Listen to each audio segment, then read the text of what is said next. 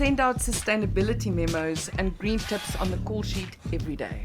We managed to save almost 500,000 bottles from going to the landfill site. We always look for the fastest, most economical way of building a set, and that means generally using as few materials as possible. And we try to do as little damage to the environment as we can. We generally don't use oil-based paints or thinners-based paints, so we can recycle timber as much as we can. We can try and dispose of the chemicals in the safest way possible. 90% of the polyurethane from the temple set is being recycled into building blocks. This is absolutely brilliant. Season 1 really did kickstart sustainability in the film industry in South Africa. We did that by funding the Green Set training program, as well as funding the Green Set carbon calculator. We've been able to reduce our carbon footprint by 3D printing molds instead of doing the old mold making method of clay sculpting and fiberglass molding. The green initiatives we implemented was looking at purchasing eco-friendly. If we purchase this from a previous job, we've already reduced the effect on the environment dramatically. On Raised by Wolves Season 2, we've basically kept the bulk of our dressing from Season 1. We've made a point of not sourcing new material, as much as possible recycling what we've got already. And we'll repurpose the same chair, 3 or 4 times through the show. In a previous life, it might have been an office chair, and now it's a chair in a spaceship. The 5 sustainability days of the week. Circular Mondays. We have donated more than 650 tons of food to charities. And our caterers' food waste is composted and used to grow seasonal vegetables, which we eat on set. Meat-free Tuesday. Maybe not everyone's favorite day of the week, but we reduce our CO2 footprints, so it's worth it. Wasteless Wednesdays.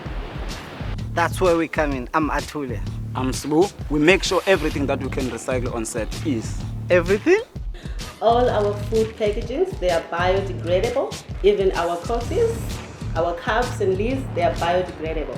We don't use plastic bags. We're just using these bags, and then we can use it again. On Thursdays, we celebrate.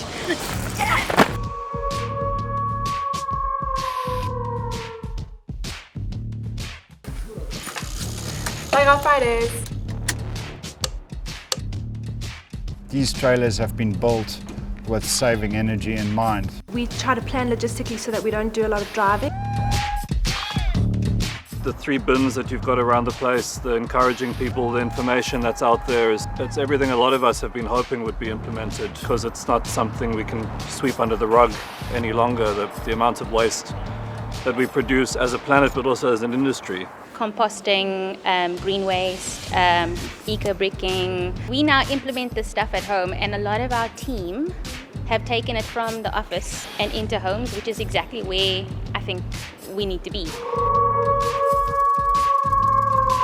This is everything that we undertook. These are the specifics of the initiative, and here's what we achieved when all was said and done.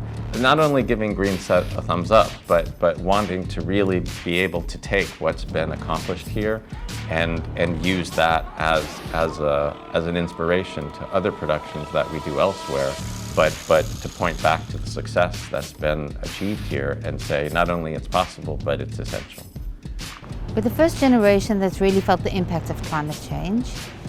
We're also the last generation that can really do something about it. Every single thing we do makes a difference. It just depends on how much of a difference you actually want to make.